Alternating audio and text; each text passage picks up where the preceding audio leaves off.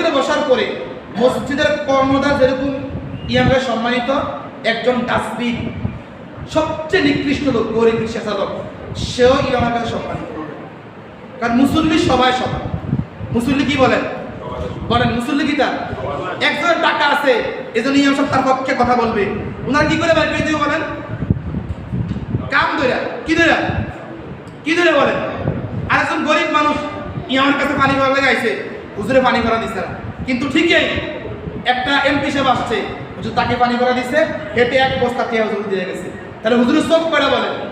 দুইটা। এক চোখ বড় লোকের প্রতি, আর এক ঘৃণিত চোখ নাফরমান, গুনাহগার, বদমাশ, মানুষের দৃষ্টিকোণ থেকে সমাজের নিকৃষ্ট লোকের প্রতি। এরকম লোক আলেম হওয়ার যোগ্যতা রাখে না।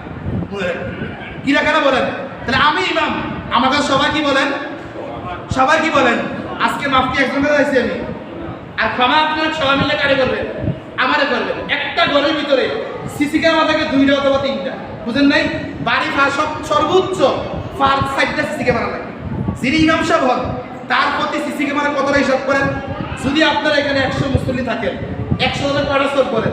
200 চোখ। কয়টা চোখ? মানে 200 সিসি ক্যামেরা যদি আপনারা আমাকে ফলো করেন, আমি কি বাঁচা সম্ভব? সবাই কথা বলেন, বাঁচা সম্ভব? 200 সিসি ক্যামেরা রাসূলের ওয়ারিস হিসেবে আপনারা বন্ধ রাখেন, আপনারা আল্লাহর কাছে যাতে পাবেন। কথাটা বুঝেন নাই? আল্লাহর কাছে কি হবেন? আর আমি ইমাম সাহেব, আপনারা জানেন আমি মহল্লায় শুধু নামাজের সময় থাকি, আর রাত্রে একটু বিশ্রাম করি, আগে ঘুমাইতে হবে, বাসা থাকি। বুঝেন নাই? কার বাড়িতে কি হয় না হয় এটা আমি জানি, দোকানে কি হয়, দোকানে প্রায় সময় বসি। কথাটা বুঝতে পারছি? সুতরাং সমাজে কি হয় না হয় এটা আমার জানা না। এটা আমার কি নাই বলেন? এটা আমার কি নাই? সুতরাং আপনাদের দুষ্কৃতি বিচারের মতো সময় আমার নেই। ফজরের পরে আমার মুক্ত, এরপর আমার মাদ্রাসা, জোহরের সময় খাবার আমি খাইতে পারি। বুড়িচল 1 মাসের মুহাদ্দিস, ওইখানে আইসা আসর নামাজ পড়ে, আসরের পরে লম্বা এখানে গেছি, মাগরিবের পরে 5 মিনিট আছে এখানে, এশার নামাজ পড়াই, শুইলে শরীর ক্লান্ত থাকে। কথাটা বুঝেন নাই? আবার এই শীতকাল মাহফিলে ছিল। কথাটা বুঝেন নাই? আমি কি নিজের দিকগুলো চিন্তা করাম না আপনাদের চিন্তা করেন? এই জন্য আপনাদের কোনো দোষের খবর আমার কাছে আসে।